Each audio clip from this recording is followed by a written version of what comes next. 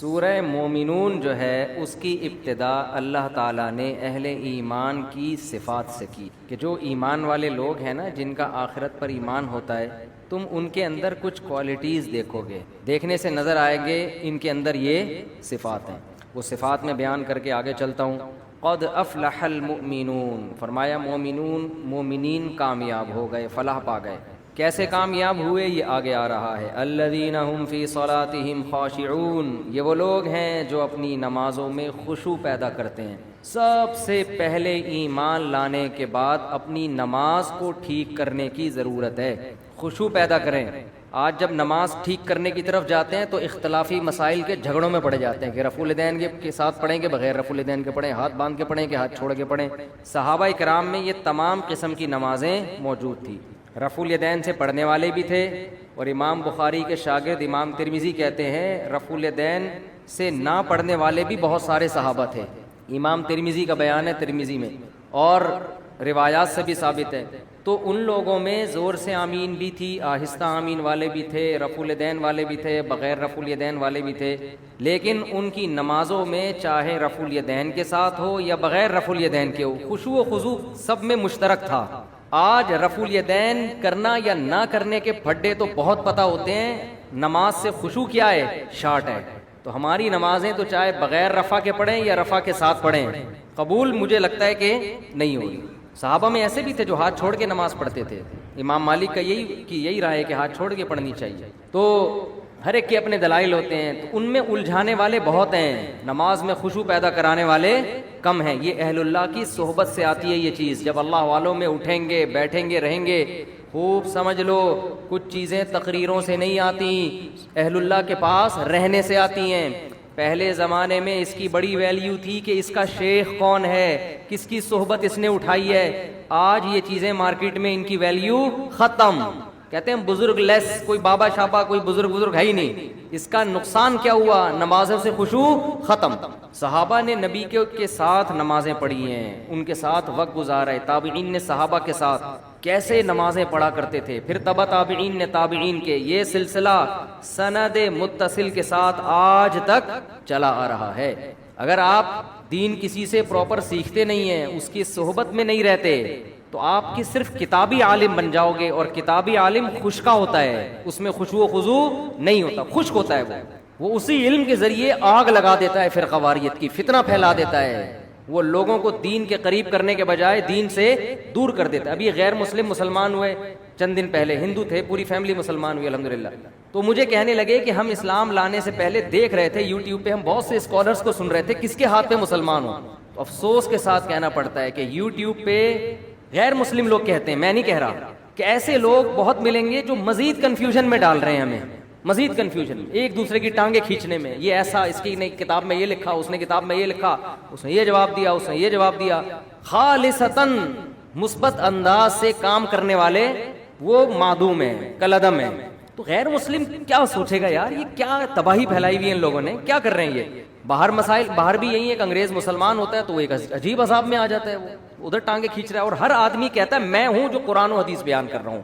بس جو تمہیں اسلاف سے ہٹا رہا ہے، قرآن و سنت کی وہ تشریح کر رہا ہے جس میں تمہیں اپنا محتاج بنا رہا ہے، اتحاد کا لیبل لگا رہا ہے، لیکن امت میں پھوٹ ڈال رہا ہے۔ جو اسلاف کی دعوت دے گا وہ حقیقی دعوت، نام رکھنے سے نہیں کہ میں سلفی ہوں یا میں دیوبندی ہوں یا اہل حدیث ہوں، جو بھی ناموں میں کچھ بھی نہیں رکھا، عملاً پتہ چلتا ہے، عملاً پریکٹیکلی ہو کیا رہا ہے کہ اس کے پاس بیٹھنے سے علماء کی محبت کم ہو رہی ہے یا بڑھ رہی ہے؟ بڑھ رہی ہے، اس کا مطلب صحیح ہے۔ نفرت پیدا ہو رہی ہے، سب سے بدگمانیاں ہو رہی ہیں، یہ ٹھیک نہیں ہو سکتا۔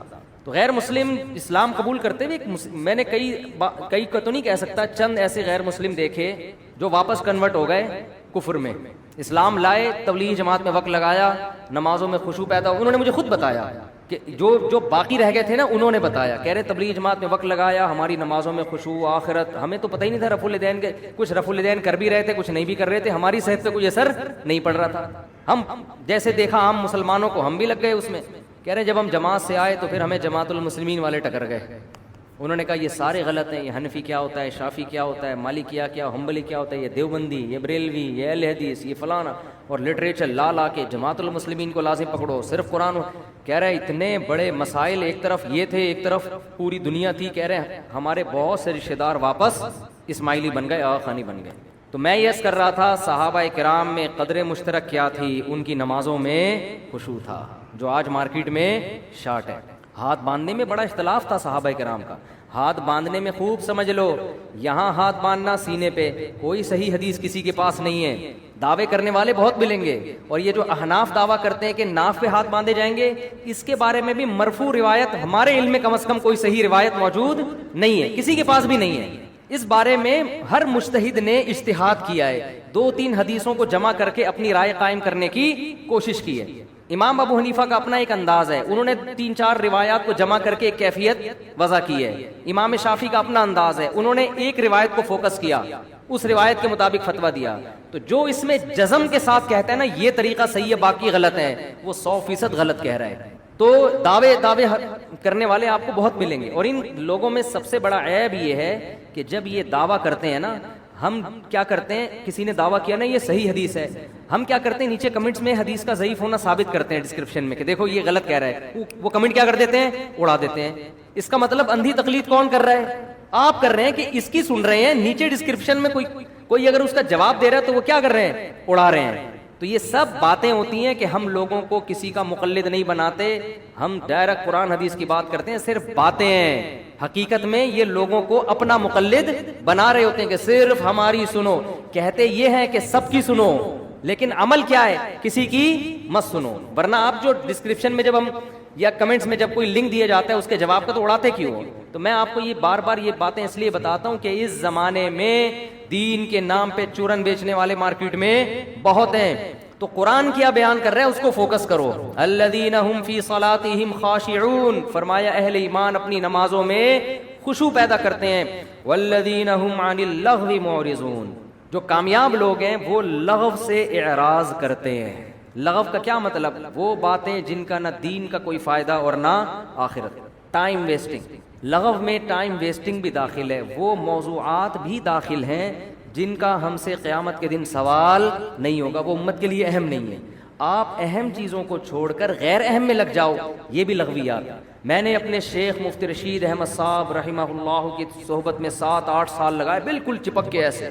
نماز بھی 3 سال پڑھائی میں نے، ہفتے میں 1 دن ہم گھر میں آتے تھے۔ کتنے بڑے اللہ والے بزرگ تہجد میں اتنی لمبی لمبی نمازیں پڑھتے تھے، روتے تھے، اللہ نے علم اتنا دیا تھا۔ کئی سال صحیح بخاری پڑھائی انہوں نے دارالعلوم کرنگی میں۔ حضرت مفتی تقی عثمانی صاحب جو اتنے بڑے عالم جن کے ائمہ حرمین قدر کرتے ہیں، عزت دیتے ہیں، یہ ہمارے شیخ مفتی رشید احمد صاحب کے شاگرد ہیں۔ 7 سال پڑھا ہے انہوں نے حضرت سے۔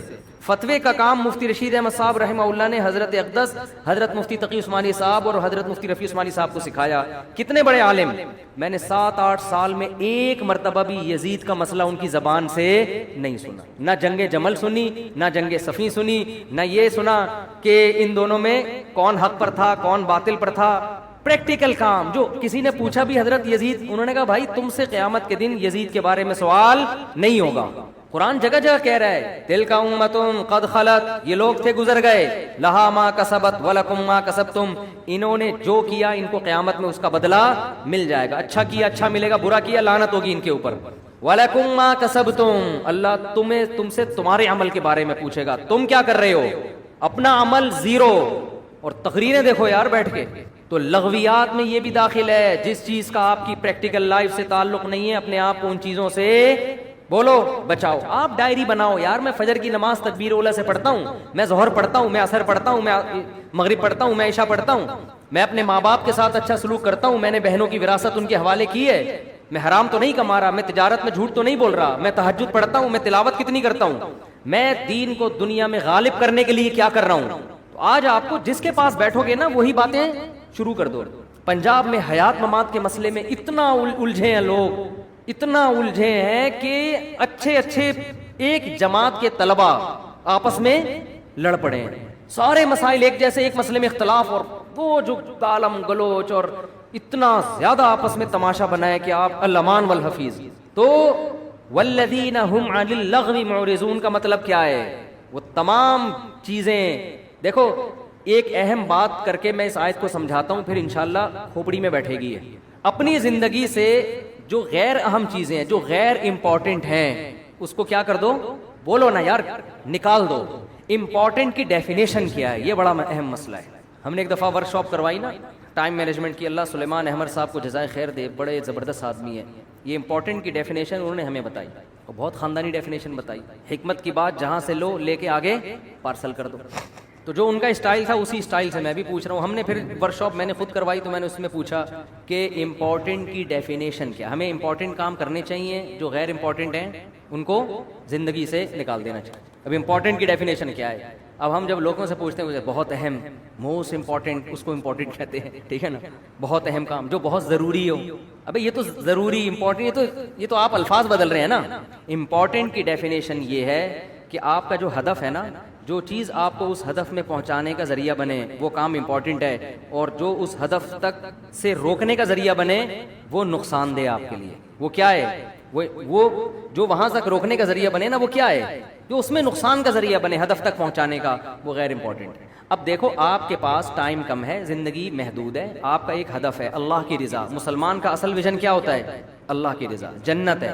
اس ویژن کو حاصل کرنے کے لیے چھوٹے چھوٹے ویژن بنانے پڑتے ہیں. جنت تک پہنچنے کے بہت سے طریقے ہیں نا. بھائی ایک آدمی صبح پڑھا ہوا ہے، اسکول نہیں جا رہا. کیوں نہیں جا رہا؟ بھائی میرا ہدف ہے اللہ کو راضی کرنا، میرا ہدف تعلیم ہے ہی نہیں، میں اسکول نہیں جاؤں گا. اس کو بولو کما کے لا، کہہ رہا ہے میں کماؤں گا نہیں. میں کمانے کے لیے پیدا نہیں ہوا، میں کس کے لیے پیدا ہوا ہوں؟ اللہ کے لیے. بعض لوگ ایسے اللہ کا لفظ بڑھ کے نا بول رہے ہوتے ہیں. یہ میں اللہ کا لفظ اس لیے بولتا ہوں، ایک پرویزی تھا منکر حدیث، ہم جب بھی اس کے پاس جاتے نا ہمیں الو بنا رہا تھا. وہ کہہ رہا ہے ہم قرآن کو مانتے ہیں، قرآن کو.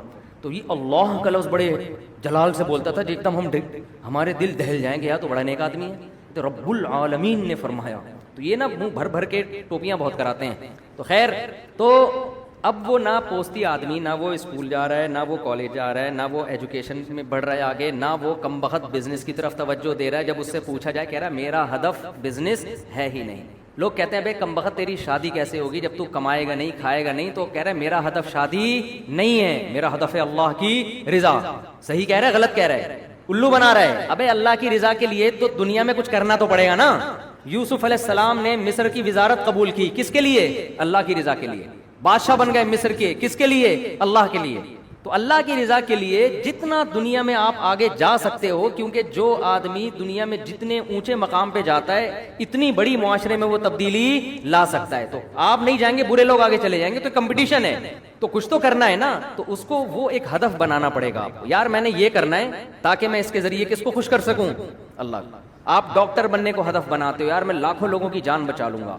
اس کے اللہ تعالیٰ کیا ہو جائے گا؟ خوش ہو جائے گا. کماؤں گا بھی پیسہ. ڈاکٹر پریشان ہو جاتے ہیں کہ اللہ کے لیے کریں، پیسے نہیں لیں. تو بھائی پیسے بھی لیں آپ. پیسہ کمانا بھی ہدف ہو سکتا ہے، مالدار بننا بھی ہدف ہو سکتا ہے. مالدار بنوں گا اللہ کے لیے. مالداروں کے الگ فضائل حدیث میں، وہ ابھی ٹاپک ادھر چلا گیا تو بات لمبی ہو جائے گی.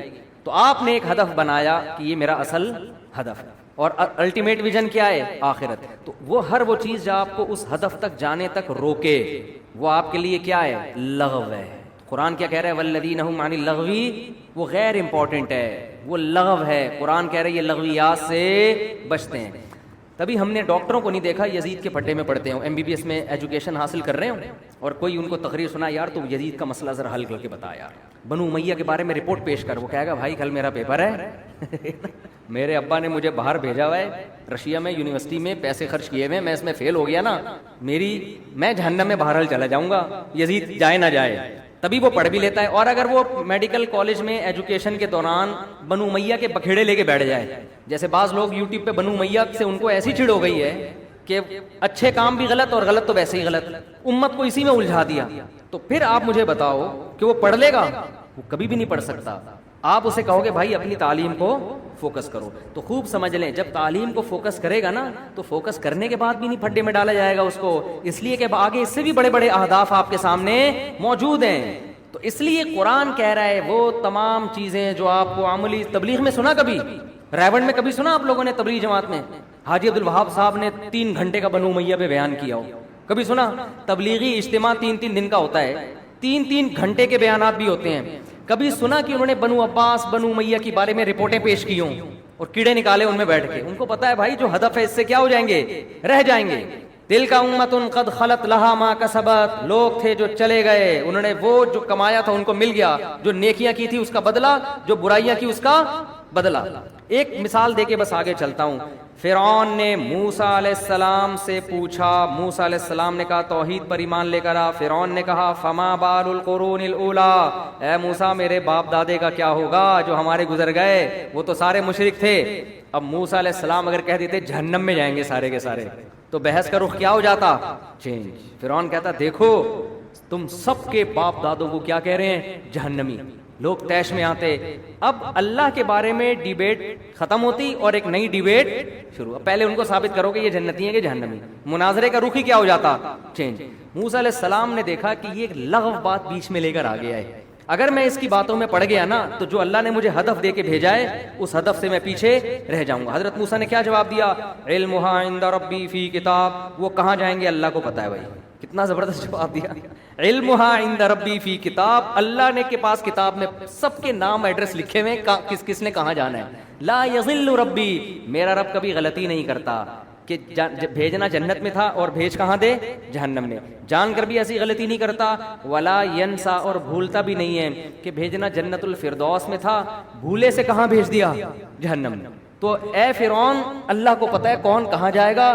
الذی جعل لکم الارض مہدا, میں اس خدا کی دعوت دے رہا ہوں جس نے زمین کو تمہارے لیے بچھونا بنایا. دیکھو حضرت موسیٰ نے بات کیسے پلٹ دی کہ نہیں پلٹ دی, اور پھر اللہ کی بڑائی بیان کرنا شروع کر دی. اس لیے کہ فرعون کو سب سے زیادہ تکلیف یہ ہو رہی تھی کہ میرے محل میں میرے علاوہ کسی اور کی کبریائی کیوں بیان ہو رہی ہے. اور موسیٰ علیہ السلام کو جو مشن دیا گیا تھا وہ یہ کہ آپ نے فرعون کے محل میں وہ کام کرنا ہے جو آج تک کسی نے نہیں کیا.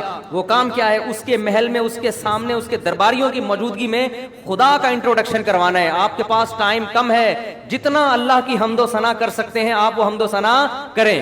تبھی تو فرعون جوش میں آ کے کہنے لگا ان رسولکم الذی ارسل الیکم لمجنون. لوگوں تمہیں جو جس کو اللہ نے پیغمبر بنا کے بھیجا ہے نا وہ دیوانے ہیں معاذ اللہ. میں پوچھتا کیا ہوں, جواب کیا دیتے ہیں, یہ صحیح ہے نا. میں پوچھتا کچھ اور ہوں اور جواب کچھ اور دیتے ہیں. تو دیوانے نہیں تھے, بڑے عقل مند تھے. انہیں پتا تھا اس کے سوالات کے جواب دینے پر آ گیا تو میں اپنے ہدف سے دور رہ جاؤں گا. تو یوٹیوب پہ جو بھی اٹھ کے مکھنچو چیلنج کر دے نا اور آپ جا کے اس کے جوابوں میں لگے ہوئے ہو, ہر فضول سے فضول آدمی کو لفٹ کرا رہے ہو, اور آپ ہر اس کے لوگ آ رہے ہوتے ہیں اس کا جواب دو, اس کا جواب دو. میں نے کہا اعتراضات دنیا میں قیامت تک کبھی بھی ختم نہیں ہوں گے, تو ہوتے رہیں گے. آپ اپنے ہدف کو فوکس کرو, آپ کا ہدف کیا ہے.